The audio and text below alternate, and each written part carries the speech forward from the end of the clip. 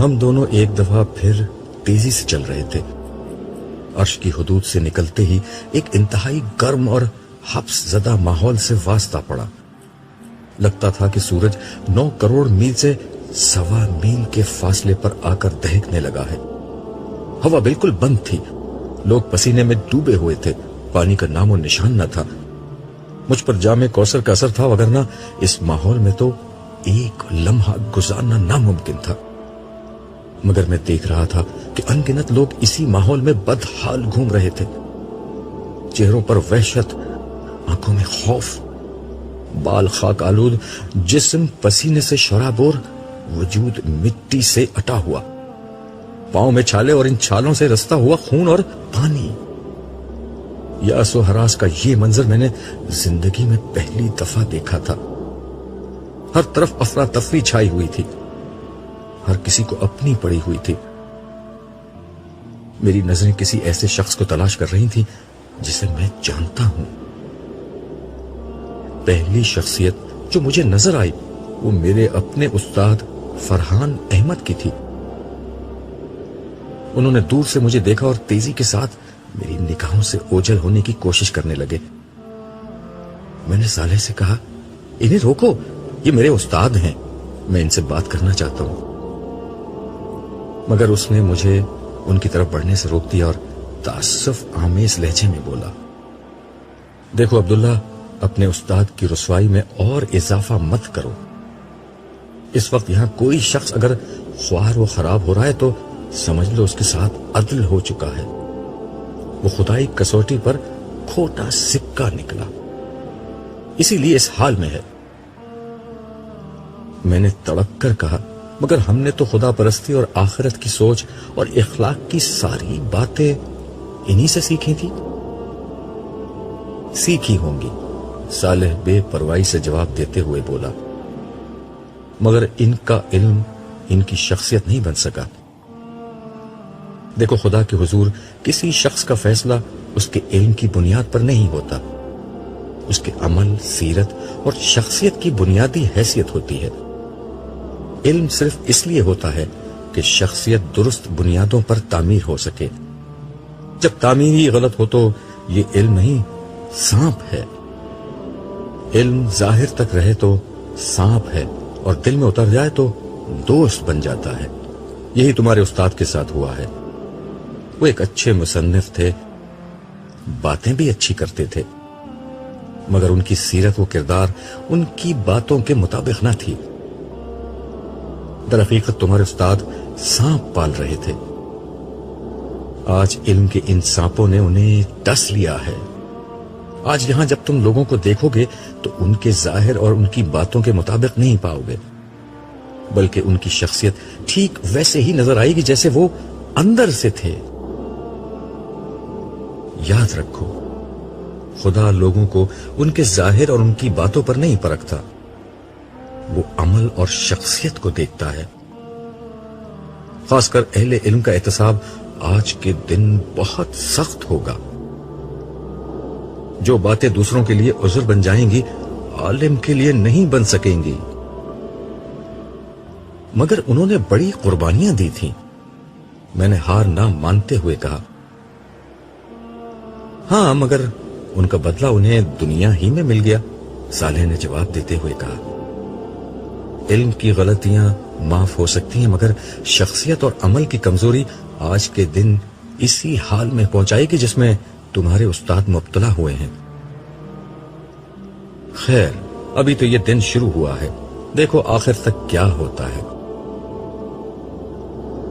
میں صدمے کی حالت میں دیر تک گمسم کھڑا رہا. میں ایک یتیم شخص تھا جس کا کوئی رشتہ ناتا نہ تھا. میرے لیے جو کچھ تھے وہ میرے استاد تھے. انہوں نے میری سرپرستی کی، مجھے علم سکھایا، میری شادی کروائی اور زندگی میں ایک مقصد دیا. جو شخص میرے لیے باپ سے زیادہ مقدم تھا، اسے اس حال میں دیکھ کر مجھے ایک شوق لگا تھا. میں اس کیفیت میں اپنے ماحول سے قطعاً لا تعلق ہو گیا. میرے سامنے ان گنت لوگ بھاگتے دوڑتے، گرتے پڑتے چلے جا رہے تھے. فضا میں شعلوں کے دہکنے کی آواز کے ساتھ لوگوں کے چیخنے چلانے، رونے پیٹنے اور آہوزاری کرنے کی آوازیں گونج رہی تھیں۔ میں نے گردن گھما کر صالح کی طرف دیکھا۔ اس کا چہرہ ہر قسم کے تاثر سے عاری تھا اور وہ مستقل مجھے دیکھے جا رہا تھا۔ میری توجہ اپنی طرف مبذول پا کر وہ بولا، عبداللہ، تم میدان حشر کے احوال جاننے کے شوق میں اپنی جگہ چھوڑ کر یہاں آئے ہو تو ایسے بہت سے مناظر ابھی تمہیں اور دیکھنے ہوں گے۔ میں تمہیں مزید صدمات سے بچانے کے لیے ابھی سے یہ بات بتا رہا ہوں کہ تمہاری بیوی، 3 بیٹیوں اور 2 بیٹوں میں سے تمہاری ایک بیٹی لیلا اور ایک بیٹا جمشید اسی میدان میں خوار و پریشان موجود ہیں۔ صالح کی یہ بات سن کر میرے پاؤں تلے سے زمین نکل گئی۔ مجھے چکر سا آ گیا اور میں سر پکڑ کر بیٹھ گیا۔ صالح میرے ساتھ ہی زمین پر خاموش بیٹھ گیا۔ میری آنکھوں سے مسلسل آنسو بہ رہے تھے، مگر یہاں کسی کو کسی کی کوئی پرواہ نہیں تھی۔ کوئی کیوں بیٹھا ہے، کیوں کھڑا ہے، کیوں لیٹا ہے، کیوں رو رہا ہے، کیوں چیخ رہا ہے، کیوں ماتم کر رہا ہے، یہ کسی کا مسئلہ نہیں تھا۔ آج سب کو اپنی ہی پڑی تھی۔ ایسے میں کوئی رک کر مجھ سے میرا غم کیوں پوچھتا؟ لوگ ہمارے پاس سے بے نیازی سے گزرتے چلے جا رہے تھے۔ کچھ دیر بعد میں نے صالح سے پوچھا، اب کیا ہوگا؟ ظاہر ہے حساب کتاب ہوگا اور پھر اس کے بعد ہی کوئی حتمی بات سامنے آئے گی۔ اس کا جواب 2 ٹوک تھا۔ پھر وہ اپنی بات کی مزید وضاحت کرتے ہوئے بولا، پچھلی دنیا میں جن لوگوں نے آج کے دن کی حاضری کو اپنا مسئلہ بنا لیا تھا اور وہ اسی کے لیے جیے، چاہے وہ ایمان و اخلاق کے تقاضے پورے کرنے والے صالحین ہو یا خدا کے دین کی نصرت کو اپنا مسئلہ بنانے والے اہل ایمان، سب کے سب اس طرح اٹھائے گئے ہیں کہ ان کی نجات کا فیصلہ ہو چکا ہے۔ ان لوگوں نے زندگی میں صرف نیکیاں کمائی تھیں، خالق و مخلوق کے حقوق پورے کیے تھے، چنانچہ ان کی موت ہی ان کا پروانہ نجات بن کر سامنے آئی تھی اور حشر کے دن انہیں شروع ہی سے عافیت نصیب ہو گئی۔ مگر گناہ تو سب کرتے ہیں، تو کیا ان لوگوں نے گناہ نہیں کیے تھے؟ میں نے پوچھا۔ ہاں، گناہ انہوں نے بھی کیے تھے، مگر ان کے چھوٹے موٹے گناہ ان کی نیکیوں نے ختم کر دیے، اور اگر کبھی کسی بڑے گناہ سے دامن آلودہ ہوا تو انہوں نے فوراً توبہ کے آنسوؤں سے ان داغوں کو دھو دیا تھا۔ ایسے تمام صاف ستھرے پاکیزہ لوگ اس وقت عرش کے سائے کے نیچے موجود ہیں۔ ان لوگوں کا رسمی حساب کتاب ہوگا، جس کے بعد ان کی کامیابی کا اعلان کر دیا جائے گا۔ اس کے برعکس جن لوگوں کے نامہ اعمال میں کوئی ایسا بڑا جرم ہوا ہو جو ایمان ہی کو غیر مؤثر کر دے، جیسے کفر، شرک، منافقت، قتل، زنا بالجبر، ارتداد، یتیموں کا مال کھانا، اللہ کی حدود کو پامال کرنا اور اسی نوعیت کے دیگر جرائم وغیرہ، تو میزان عدل میں ایسے لوگوں کے گناہوں کا پلڑا بھاری ہوگا اور انہیں جہنم کی سزا سنا دی جائے گی۔ صالح نے قانون کی تفصیلی وضاحت کی، لیکن انسان تو ان 2 انتہاؤں کے درمیان بھی ہوتے ہیں، ان کا کیا ہوگا؟ میں نے سوال کیا تو صالح نے جواب دیا، ہاں، ان 2 انتہاؤں کے درمیان وہ لوگ ہیں جن کے پاس ایمان اور کچھ نہ کچھ عمل صالح کا سرمایہ بھی ہے، مگر وہ دنیا میں گناہ بھی کرتے رہے اور توبہ بھی نہیں کی۔ ایسے لوگوں کو اپنے گناہوں کی پاداش میں حشر کے دن کی سختی جھیلنی ہوگی، اس کے بعد نجات کا کوئی امکان پیدا ہوگا۔ آج جو لوگ میدان حشر میں پھنسے ہوئے ہیں وہ یا تو مجرمین ہیں جنہیں آخر کار جہنم میں پھینکا جائے گا، یا پھر وہ اہل ایمان ہیں جن کا دامن گناہوں سے داغدار ہے۔ سو جس کے گناہ جتنے زیادہ اور جتنے بڑے ہوں گے، آج کے دن اسے اتنا ہی خوار و خراب ہونا ہوگا۔ کم گناہ والوں کو حساب کتاب کے آغاز پر ہی نجات مل جائے گی، مگر جیسا کہ میں نے بتایا کہ دنیا کی زندگی کے سینکڑوں برس تو گزر چکے ہیں، ان لوگوں کو ابتدا میں نجات بھی ملی تو یہ حشر کی سختی دنیا کی 50 سالہ زندگی کے گناہوں کا نشہ ہرن کر دینے کے لیے بہت ہے، جبکہ جن کے گناہ زیادہ ہیں ان کو تو نہ جانے ابھی کتنے ہزار یا لاکھ سال تک اس سخت ترین ماحول کی شدت، سختی اور ہول جھیلنا ہوگا۔ صالح کی بات سن کر میں نے دل میں سوچا کہ دنیا میں گناہ کتنے معمولی لگا کرتے تھے، مگر آج یہ کس طرح مصیبت میں ڈھل گئے ہیں۔ کاش لوگ اپنے گناہوں کو چھوٹا نہ سمجھتے اور مستقل توبہ کو اپنا معمول بنا لیتے۔ وہ غیبت، چغلخوری، اسراف، نمود و نمائش، الزام و بہتان وغیرہ کو معمولی چیز نہ سمجھتے، اللہ اور بندوں کے حقوق کی پامالی کو چھوٹا نہ خیال کرتے، اللہ کی نافرمانی سے بچتے اور رسول کریم کی پیروی کرتے، تو آج یہ دن نہ دیکھنا پڑتا جہاں ایک گناہ کی تھوڑی سی لذت سینکڑوں برس کی خواری میں بدل چکی ہے۔ پھر میں نے اس سے دریافت کیا، کیا اس وقت کسی کو یہ معلوم ہے کہ اس کی نجات ہوگی یا نہیں، اور ہوگی تو کس طرح ہوگی؟ صالح نے جواب دیا، یہی اصل مصیبت ہے، یہاں کسی کو یہ نہیں معلوم کہ اس کا مستقبل کیا ہے، نجات کی کوئی امید ہے یا نہیں، یہ کوئی نہیں جانتا سوائے اللہ تعالیٰ کے۔ اسی لیے رسول اللہ اور دیگر انبیاء مسلسل یہ دعا کر رہے تھے کہ حساب کتاب شروع ہو جائے۔ اس کے نتیجے میں اہل ایمان کو یہ فائدہ ہوگا کہ وہ مجرمین سے الگ ہو کر حساب کتاب کے بعد نجات پا جائیں گے۔ تم جانتے ہو آج کے دن انفرادی طور پر نہ کسی کے لیے زبان سے کوئی حرف نکالا جا سکتا ہے اور نہ اس کی کوئی گنجائش ہے، اور خوشی کی بات یہ ہے کہ رسول اللہ صلی اللہ علیہ وسلم کی یہ دعا قبول ہو چکی ہے۔ یہ بات خلیفہ رسول ابو بکر صدیق نے تمہیں خود بتائی تھی، مگر ابھی تک حساب کتاب تو شروع ہوتا نظر نہیں آتا، میں نے حیرت سے پوچھا۔ تو صالح بولا، دعا قبول ہوئی ہے مگر اس پر عمل درآمد اللہ تعالیٰ اپنی حکمت اور مصلحت کے تحت ہی کریں گے۔ ہو سکتا ہے ابھی تک پوری دنیا سے لوگ قبروں سے نکلنے کے بعد یہاں پہنچے ہی نہ ہوں۔ کیا مطلب؟ لوگ اتنے برسوں میں بھی یہاں تک نہیں آئے؟ تمہارا کیا خیال ہے آج لوگ ہوائی جہاز، ریلوں، بسوں اور موٹروں میں بیٹھ کر یہاں تک آئیں گے؟ آج سب پیدل دوڑتے آ رہے ہیں۔ اسرافیل کے سور نے لوگوں کو اس سمت آنے کے لیے مجبور کر دیا ہے۔ آج سمندر پاٹ دیے گئے ہیں اور پہاڑ ڈھا دیے گئے ہیں، اسی لیے لوگ سیدھا یہاں آ رہے ہیں، مگر ظاہر ہے پیدل آتے ہوئے وقت تو لگے گا۔ البتہ صالحین کے ساتھ فرشتے تھے جو انہیں فوراً یہاں لے آئے۔ بہرحال جب تک حساب کتاب شروع نہیں ہوتا ہم یہاں موجود لوگوں کے احوال دیکھ لیتے ہیں۔ ویسے شاید تم اسی مقصد کے لیے یہاں آئے تھے۔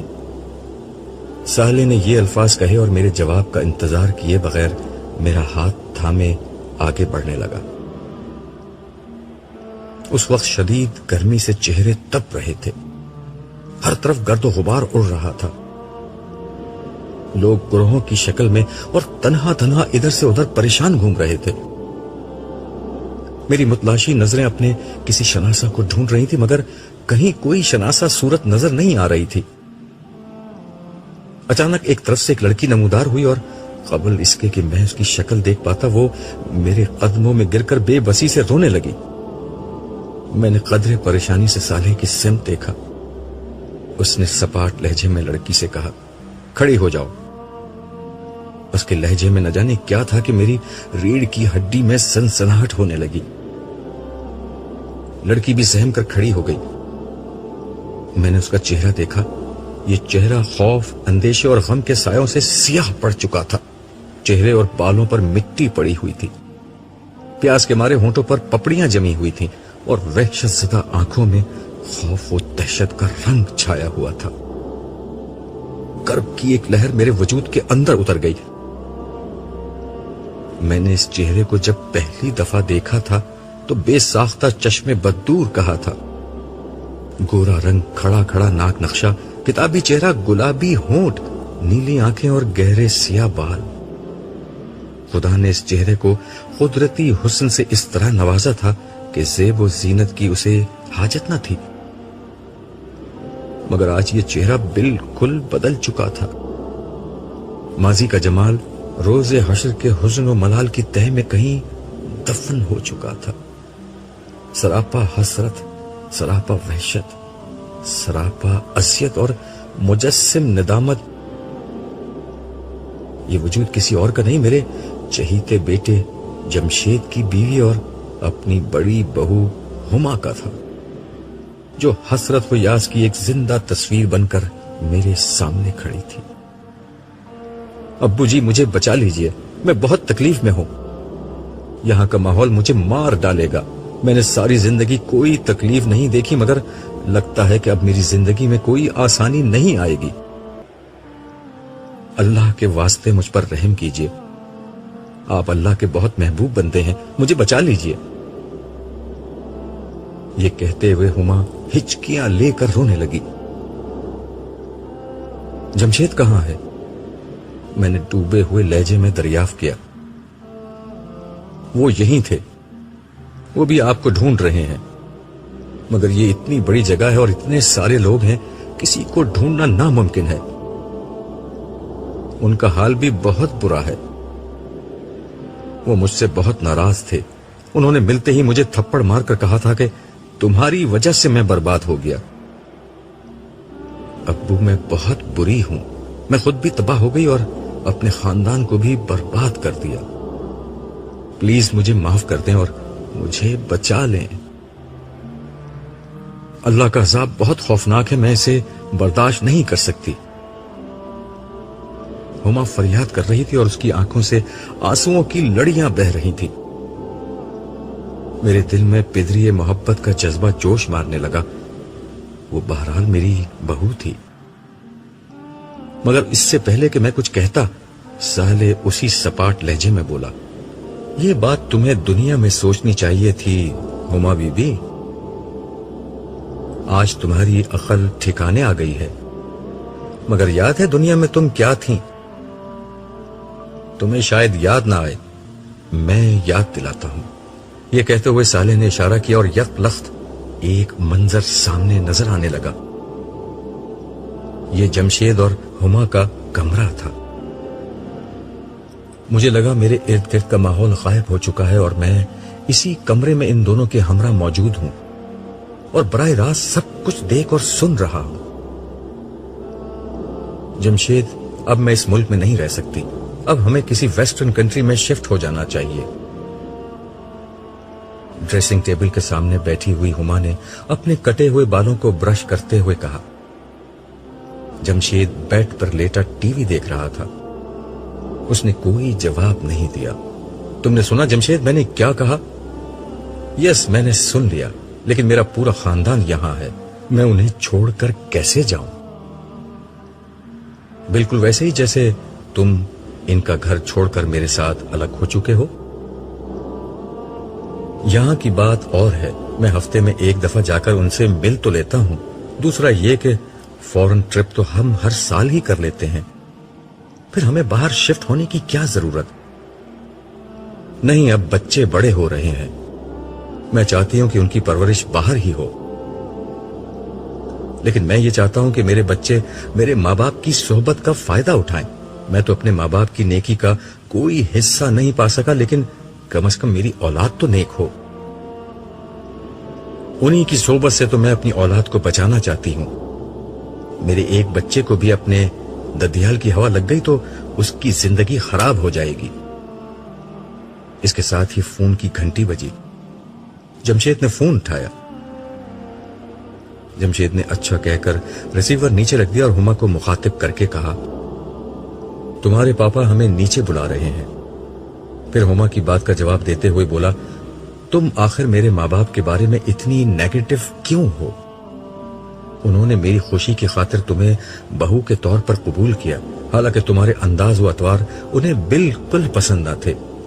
तुम मुझे लेकर अलग हो गई तब भी उन्होंने बुरा नहीं माना। बस बस रहने दो, हुमा तिनक कर बोली। उन्हें मेरे अंदाज व अतवार नापसंद थे, मगर तुम मेरे इश्क में दीवाने हो रहे थे, इसलिए उन्होंने मजबूरन तुम्हें मुझसे शादी की इजाजत दी। तुम उनसे अलग होकर यहां ज्यादा अच्छी जिंदगी गुजार रहे हो, पापा के बिजनेस में शरीक हो, करोड़ों में खेलते हो। जमशेद, मुझसे शादी करके तुम सरासर फायदे में रहे हो, तुमने कोई नुकसान नहीं उठाया। पता नहीं क्यों तुम्हारी बातें सुनकर कभी कभी अब्बू की याद आ जाती है कि नफा और नुकसान का फैसला आखिरत के दिन होगा। यार, ये फजूल मजहबी बातें खत्म करो, मुझे इनसे चिढ़ आती है। कोई क़यामत वगैरह नहीं आनी, लाखों बरस से दुनिया का सिस्टम ऐसे ही चल रहा है। If you are smart, powerful and wealthy, you are the winner. All others are losers and idiots. And you know this judgement day talk is nothing but rubbish. वैसे फॉर योर काइंड इंफॉर्मेशन, मेरे पापा ने अपने पीर साहब से ये guarantee ले रखी है कि क़यामत में वो उन्हें बख्शवा देंगे। उनको बहुत पैसा देते हैं मेरे पापा। हाँ, जिस तरह नाजायज मुनाफाखोरी, कानून की खिलाफ वर्जी और दीगर हराम जराए से पैसा कमाते हैं, उसको कहीं तो पाक करना होगा। मुझे सब मालूम है तुम्हारे पापा और चौधरी मुख्तार साहब कई बिजनेस में पार्टनर्स हैं और 2 नंबर के हथकंडों से पैसा कमाते हैं। अच्छा, इतना ही हलाल हराम का ख्याल है तो छोड़ दो पापा का बिजनेस। बिजनेस तो छोड़ दूं, मगर तुम्हें कैसे छोड़ूं? मुझे मालूम है कि इसके बाद जॉब करने से ना तुम्हारे खर्चे पूरे होंगे और ना मैं तुम्हारा लिविंग स्टैंडर्ड मेंटेन कर सकूंगा। तुम्हारे इश्क ने मुझे कहीं का ना छोड़ा, मगर ना मैं जिस खानदान से हूं वहां हलाल और हराम ही सब कुछ है। इसीलिए इतनी मिडिल क्लास जिंदगी गुजार रहे हैं वो लोग।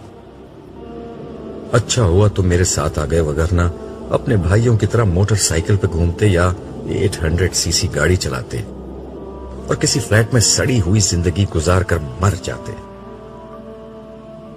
जिंदगी अच्छी गुजारें या बुरी, मरना तो हमें है। पता नहीं आखिरत में हमारे साथ क्या होगा। बेफिक्र रहो, कुछ नहीं होगा, वहां भी हम ठाठ से रहेंगे। मेरे पापा के पीर साहब के सामने तो तुम्हारे अल्लाह मियां भी कुछ नहीं बोल सकते। कलमा कुफर तो मत बको। और अल्लाह मेरा कहां रहा है? जब मैं अल्लाह का नहीं रहा तो वो मेरा कैसे रहेगा? ये जुमला कहते हुए जमशेद का लहजा भर रह गया और उसकी आंखों में नमी आ गई, मगर हुमा उसके बहते हुए आंसुओं को नहीं देख सकी। उसका सारा ध्यान आईने की तरफ था।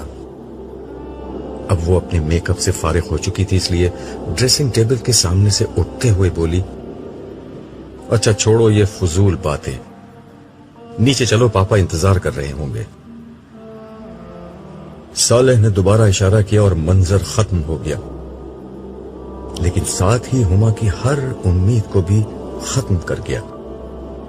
सालेह ने उसी सफाकी और कातिल लहजे में सख्ती के साथ कहा, तुमने देखा, तुम्हारी जबान से निकला हुआ एक एक लफ्ज रिकॉर्ड कर लिया गया है। तो जाओ हुमा बीबी, अपने पीर साहब को ढूंढो जो तुम्हें बख्शवा सकते हैं और जिनके सामने अल्लाह ताला भी।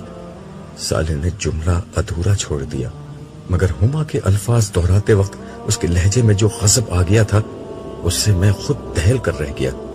हुमा भी बुरी तरह खौफजदा हो गई। इससे पहले कि सालेह कुछ और कहता, वो रोती चीखती हुई वहां से भाग गई। इस मंजर में जमशेद को देखकर मेरी हालत फिर डामाडोल हो चुकी थी। जाहिर है कि हुमा की तरह वो भी सख्तियों भरे मैदान में परेशान हाल फिर रहा होगा। मैं सोच रहा था कि जमशेद इसी हाल में मेरे सामने आ गया तो मैं क्या करूंगा। मैं इसी सोच में गलता था कि साले ने मेरी कमर थपथपाकर कहा, आओ चलते हैं। न जाने उस थपकी में क्या बात थी कि मैंने महसूस किया कि मेरे ऊपर तारी होने वाली परेशानी की कैफियत بہت ہلکی ہو گئی ہے۔ میں قدرے بشاشت سے اس کے ساتھ چلنے لگا۔ ارد گرد پھر وہی پریشان اور وحشت زدہ لوگوں کی ہلچل تھی۔ ہم کچھ ہی دور آگے چلے تھے کہ سامنے سے چودھری مختار صاحب آتے نظر آئے۔ انہوں نے شاید مجھے دیکھ لیا تھا اور میری ہی طرف آ رہے تھے۔ چودھری صاحب میرے بیٹے جمشید کے سسر کے بزنس پارٹنر تھے۔ اس حیثیت سے میری ان سے رسمی واقفیت تھی۔ میرے قریب آتے ہی انہوں نے مجھ سے گلے ملنے کی کوشش کی، جسے صالح نے ہاتھ آگے بڑھا کر یہ کہتے ہوئے ناکام بنا دیا، دور رہ کر بات کرو۔ اس کا لب و لہجہ اتنا درست تھا کہ مجھے بھی اس سے اجنبیت محسوس ہونے لگی۔ اپنی اس رسوائی کے باوجود چودھری صاحب کے جوش میں کمی نہ آئی۔ وہ کہنے لگے، مجھے یقین تھا عبداللہ صاحب آپ مجھے ڈھونڈتے ہوئے ضرور آئیں گے۔ آپ کو یاد ہے عبداللہ صاحب، میں نے ایک مسجد تعمیر کرائی تھی جس میں آپ بھی نماز پڑھا کرتے تھے۔ اس کے علاوہ بھی میں غریبوں مسکینوں کی مدد کیا کرتا تھا۔ مجھے یاد ہے چودھری صاحب، میں نے دھیرے سے انہیں جواب دیا۔ بس تو آپ میری سفارش کر دیجئے، میں بہت دیر سے پریشان گھوم رہا ہوں۔ یہاں تو جس کو دیکھو اپنی ہی پڑی ہے، نہ کوئی کچھ بتاتا ہے، نہ سیدھے منہ بات کرتا ہے۔ یہ آخری بات کہتے ہوئے انہوں نے بے اختیار صالح کی طرف دیکھا۔ میں نے بھی گردن گھما کر صالح کی طرف دیکھا۔ اس نے لمحہ بھر کے لیے مجھے دیکھا اور پھر چودھری صاحب کے چہرے پر نظریں کاٹتے ہوئے بولا، آپ نے مسجد ضرور بنوائی تھی، مگر اللہ تعالیٰ کے لیے نہیں بلکہ اپنی نیک نامی کے لیے۔ جب پیسے اللہ کو دیے جاتے ہیں تو گردن جھکی ہوتی ہے، ہاتھ بندھے ہوتے ہیں، لہجہ پست ہوتا ہے اور دل میں عاجزی اور خوف ہوتا ہے۔ مگر آپ کے معاملے میں ایسا نہیں تھا۔ آپ اپنا نام چاہتے تھے، سو دنیا میں نام ہو گیا۔ اب تو آپ کو حساب دینا ہوگا کہ یہ پیسہ کمایا کس طرح تھا۔ اور ہاں، اچھے کاموں پر تو آپ کبھی کبھار ہی پیسے خرچ کیا کرتے تھے۔ یہ کیوں نہیں بتاتے کہ ملک کی ایک مشہور اداکارہ کا قرب خریدنے کے لیے آپ نے کروڑوں روپے خرچ کر دیے تھے۔ آپ کے کھاتے میں زنا کا گناہ ہے، ایک دفعہ کا نہیں بلکہ بار بار کا گناہ۔ خرچ کو تو چھوڑیے، آپ کی تو آمدنی میں بھی رزق حرام کی وافر ملاوٹ تھی۔ آپ ملاوٹ کرتے تھے، ذخیرہ اندوزی کرتے تھے، لوگوں کو حد سے زیادہ منافع لے کر چیزیں فروخت کرتے تھے، بجلی چوری، دھوکہ دہی، ملازمین کے حقوق میں ڈنڈی مارنا، یہ آپ کے کاروبار کے بنیادی اصول تھے۔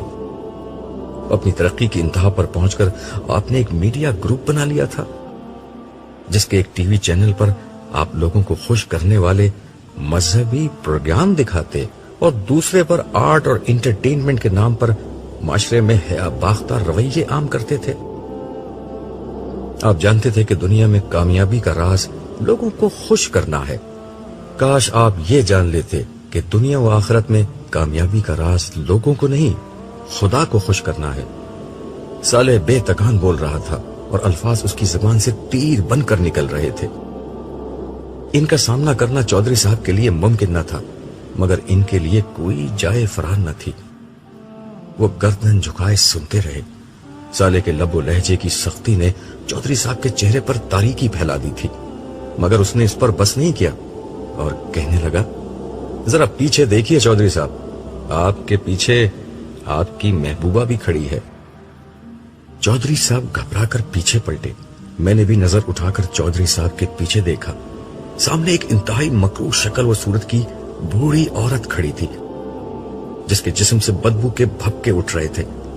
صالح نے میری پشت پر ہاتھ رکھا، جس کے بعد مجھے یہ ناقابل برداشت بدبو آنا بند ہو گئی، لیکن چودھری صاحب کے لیے یہ بدبو ابھی تک باقی تھی۔ وہ بد شکل بڑھیا چودھری چودھری کہتے ہوئے آگے بڑھی۔ اس بڑھیا کے قرب سے خوف زدہ ہو کر چودھری صاحب پیچھے ہٹنے لگے اور پھر بے اختیار بھاگنے لگے۔ وہ عورت یا بلا جو بھی تھی ان کے پیچھے ہاتھ پھیلا کر دوڑنے لگی۔ یہ عورت کون تھی؟ ان کے دور جانے کے بعد میں نے صالح سے پوچھا، یہ چودھری صاحب کی وہ داشتہ اور تمہارے زمانے کی مشہور اداکارہ، رقاصہ اور ماڈل چمپا تھی۔ صالح نے اس بد شکل عورت کا تعارف کرایا تو میں نے حیرت سے کہا، چمپا؟ مگر وہ تو بہت خوبصورت تھی، اور لوگ اس کے حسن کی مثالیں دیا کرتے تھے. ہاں، مثالیں دینے کے علاوہ اسے اپنا آئیڈیل بھی بناتے تھے. اب دیکھ لو لوگوں کے اس آئیڈیل کی شکل کیسی ہو چکی ہے. یہ عورت اپنے بھڑکیلے اور نیم اریا رقصوں سے معاشرے میں فحاشی پھیلاتی تھی. اب خدا کا فیصلہ یہ ہے، جن دلوں پر راج کرتی تھی جہنم میں انہی لوگوں پر اسے عذاب بنا کر مسلط کر دیا جائے. صالح نے ہنستے ہوئے جواب دیا. میں دل میں سوچنے لگا کہ میرے زمانے میں فحاشی شاید انسانی تاریخ میں سب سے زیادہ بڑھ چکی تھی. ٹیلی ویژن نے گھر گھر اس طرح کی اداکاراؤں کے جلوے بکھیر دیے تھے. اس دور کے تمام معاشروں نے فحاشی اور عریانی پھیلانے والی ایسی خواتین کو عزت کے بلند ترین مقام پر بٹھا دیا تھا. فلمی اداروں اور ٹی وی چینلز کے مالکان کے نزدیک وہ عورتیں مال کمانے کا سب سے سستا اور آسان ذریعہ تھی، جن کے فحش رقصوں، دلربا اداؤں اور کم لباسی کو بیچ کر یہ لوگ اپنی دولت میں اضافہ کیا کرتے تھے. نوجوان ان کے دیوانے تھے اور اپنے ہونے والی بیویوں میں ان کی صورتیں اور نخرے تلاش کرتے تھے. لڑکیاں انہی کے انداز و لباس کی نقل کر کے خود کو سنوارا کرتی تھیں. انہی کی وجہ سے شریف مگر عام شکل و صورت والی کتنی ہی لڑکیاں معاشرے میں بے وقت ہو گئی تھیں. ان میں سے کتنی تھیں جو اپنے آنگن میں بہاروں کی راہ تکتے تکتے سفید بالوں کی خزاں رخ تک جا پہنچی، اور کتنی تھیں جو معاشرے کی ناقدری کے داغ کو اپنی شرافت کی چادر میں چھپائے دنیا سے رخصت ہو جاتی تھی. میرے چہرے پر دکھ کے آثار واضح تھے. یہ آثار صالح نے پڑھ لیے تھے. وہ میرا ہاتھ تھامے خاموشی سے ایک طرف بڑھنے لگا. پھر کچھ دیر بعد ایک جگہ ٹھہر کر بولا، خدا نے تمہارے دکھوں کو دور کرنے کا ایک انتظام کیا ہے، مگر بہتر ہوگا کہ اسے دیکھنے سے قبل گزری ہوئی دنیا کا یہ منظر بھی دیکھ لو. اس کی زبان سے یہ الفاظ نکلے ہی تھے کہ میرے سامنے ایک منظر فلم اسکرین کی طرح چلنے لگا. مجھے لگا کہ میں اس منظر کا ایک حصہ ہوں اور بیان ہوئے بغیر بھی ہر حقیقت سمجھ رہا ہوں. صبح کی روشنی کھڑکی پر پڑے پردوں کو خاطر میں نہ لاتے ہوئے کمرے کے اندر داخل ہونے لگی تھی. کالج جانے کا وقت ہو رہا تھا، مگر شائستہ کی ہمت نہیں ہو رہی تھی کہ اس سردی میں بستر سے نکلے اور کالج جانے کی تیاری کرے. وہ عام طور پر فجر کی نماز پڑھ کر کچھ دیر مطالعہ کرتی اور پھر کالج کی تیاری، مگر آج وہ نماز پڑھ کر دوبارہ بستر میں لیٹ گئی تھی. کل رات ہی سے اس کی طبیعت ناساز تھی. نہیں، مجھے کالج جانا ہوگا ورنہ اسٹوڈنٹس کا بہت نقصان ہوگا، اور پھر امی ابو کے لیے ناشتہ بھی تو بنانا ہے. اس نے دل میں سوچا اور ہمت کر کے بستر سے اٹھ گئی. دھیرے سے چلتے ہوئے وہ برابر والے کمرے کی طرف گئی جو اس کے والدین کا تھا. اس نے آہستہ سے دروازہ کھول کر دیکھا. وہ دونوں گہری نیند سو رہے تھے. اس کے چہرے پر ایک اطمینان بخش مسکراہٹ آ گئی. شائستہ نے اپنی ساری زندگی اپنے گھرانے کے نام کر دی تھی. اس کے والدین اس کے بچپن ہی میں معذور ہو گئے تھے. وہ 3 بہنوں میں سب سے بڑی تھی. والدہ نے سلائی کر کے بمشکل تمام انہیں پڑھایا تھا. تعلیم مکمل کر کے اس نے پہلے اسکول اور پھر ایک پرائیویٹ کالج میں پڑھانا شروع کر دیا. وہ اس کے خواب دیکھنے کے دن تھے. وہ بہت خوبصورت تو نہیں تھی، لیکن نوجوانی خود ایک حسن ہوتی ہے. اس کی زندگی میں نوجوانی کا مفہوم بس ایک ذمہ داری تھا جس میں خوابوں اور خواہشوں کی کوئی گنجائش نہ تھی. گھر کا خرچہ، والد کا علاج، مکان کا کرایہ اور چھوٹی بہنوں کی تعلیم. دونوں چھوٹی بہنیں خوش شکل تھیں. بڑی ہوئی تو آنے والے ہر رشتے کا رخ انہی کی طرف تھا. شائستہ راہ کی دیوار نہیں بنی اور خوشی خوشی بہنوں کو ان کے گھر آباد کر دیا. یہ ذمہ داریاں پوری کرتے کرتے اس کی جوانی ڈھلتی چلی گئی اور اب وہ اپنے بوڑھے والدین کا بوجھ اٹھانے کے لیے تنہا رہ گئی تھی. ان حالات میں اس کا سہارا خدا کی ذات تھی. اسے خدا سے بہت شدید محبت تھی. اتنی محبت کہ زندگی کی کسی محرومی نے اس کے اندر تلخی نہیں آنے دی.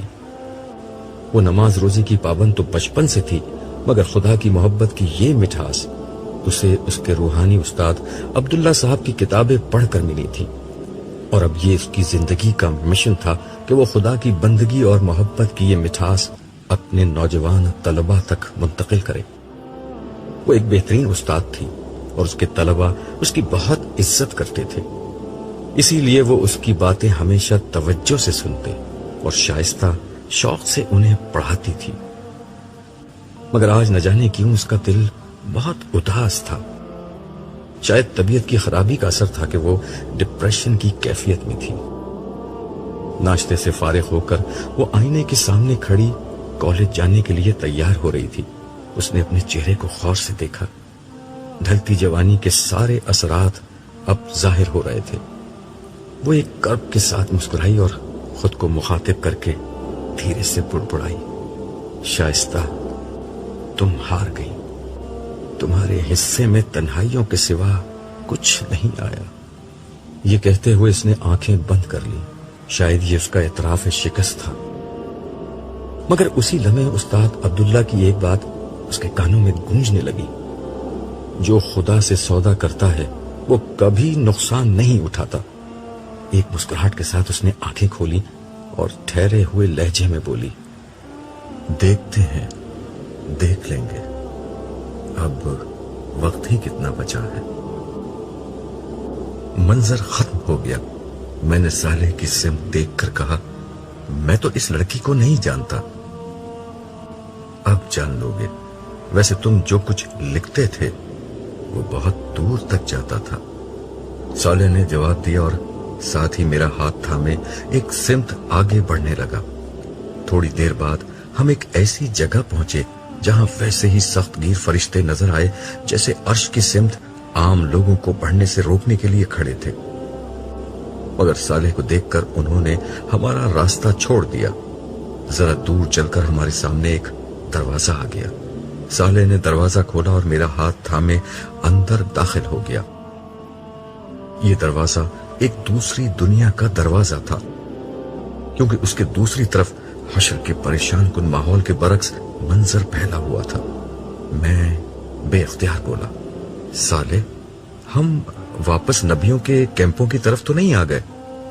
उसने मुस्कुराकर कहा, हाँ, तुम्हारा दुख तो यहीं आकर दूर हो सकता है। हम चलते हुए एक शानदार खेमे के करीब पहुंचे। उसके दरवाजे पर एक इंतहाई बावकार और पुर नूर चेहरे वाले एक साहब खड़े थे। ये मेरे लिए बिल्कुल अजनबी थे। करीब पहुंचकर सालेह ने उनसे मेरा तारुफ कराया। ये अब्दुल्ला है, मोहम्मद रसूलुल्लाह की उम्मत के आखिरी दौर के उम्मती, और आप नहूर हैं, यरमैया नबी के इंतहाई करीबी साथी। नहूर, आप इन्हीं से मिलना चाह रहे थे ना?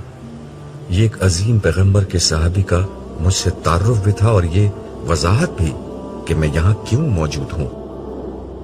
मैंने नहूर से मुसाफे के लिए हाथ बढ़ाया, लेकिन उन्होंने पुरजोश अंदाज में मुझे अपने गले से लगा लिया।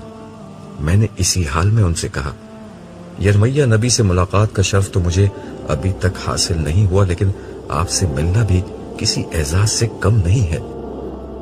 यरमैया नबी के हालात और जिंदगी में मेरे लिए हमेशा बड़ी रहनुमाई रही। मुझे उनसे मिलने का बहुत इश्तियाक है। ये कहते हुए मेरे जहन में बनी इसराइल के उस अजीम पैगंबर की जिंदगी घूम रही थी। 6ठी सदी कब्ल मसीह में बनी इसराइल बदतरीन इखलाकी इन्हिराफ का शिकार थे और इसी बिना पर अपने जमाने की सुपर पावर इराक के हुक्मरान बख्त नसर के हाथों सियासी मखलूबियत के खुदाई अजाब में मुब्तला हो चुके थे। मगर उनके लीडरों ने कौम की इस्लाह करने के बजाय उनके यहाँ सियासी गलबे की सोच आम कर दी। यरमैया नबी ने बनी इसराइल को उनकी इखलाकी और ईमानी गुमराहियों पर मुतनब्बे किया और उन्हें समझाया कि वक्त की सुपर पावर से टकराने के बजाय अपनी इस्लाह करें। मगर उनकी कौम ने अपनी इस्लाह करने के बजाय उन्हें कुएं में उल्टा लटका दिया और फिर बख्त नसर के खिलाफ बगावत कर दी। इसके बाद बख्त नसर अजाब इलाही बनकर नाजिल हुआ और उसने यरूशलेम यानी बैतुल मुकद्दस की ईंट से ईंट बजा दी। 6 लाख यहूदी कत्ल हुए और 6 लाख को वो गुलाम बनाकर अपने साथ ले गया। मैं इसी सोच में था कि नहूर ने मेरी बात का जवाब देते हुए कहा, इंशाअल्लाह उनसे भी जल्द मुलाकात हो जाएगी, मगर सरे दस्त तो मैं आपको किसी और से मिलवाना चाहता हूं। ये कहते हुए वो मुझसे अलग हुए और खेमे की तरफ रुख करके किसी को आवाज दी, जरा बाहर आना, देखो तो तुमसे कौन मिलने आया है। नहूर की आवाज के साथ ही एक लड़की खेमे से निकलकर उनके बराबर आ खड़ी हुई थी। ये लड़की अपने हुलिये से कोई शहजादी और शक्ल सूरत में परिस्तान की कोई परी लग रही थी। उस लड़की ने गर्दन झुकाकर मुझे सलाम किया और मुझे मुखातिब करके कहा, आप मुझे नहीं जानते, मगर मेरे लिए आप मेरे उस्ताद हैं और इस रिश्ते से मैं आपकी रूहानी औलाद हूं। मेरा नाम शाइस्ता है। गुमराही के अंधेरों में खुदा के सच्चे दीन की रोशनी मैंने आपके जरिए से पाई थी। खुदा से मेरा तारुफ आपने करवाया था। खुदा के साथ इंसान का असल ताल्लुक क्या होना चाहिए ये मैंने आप ही से सीखा था।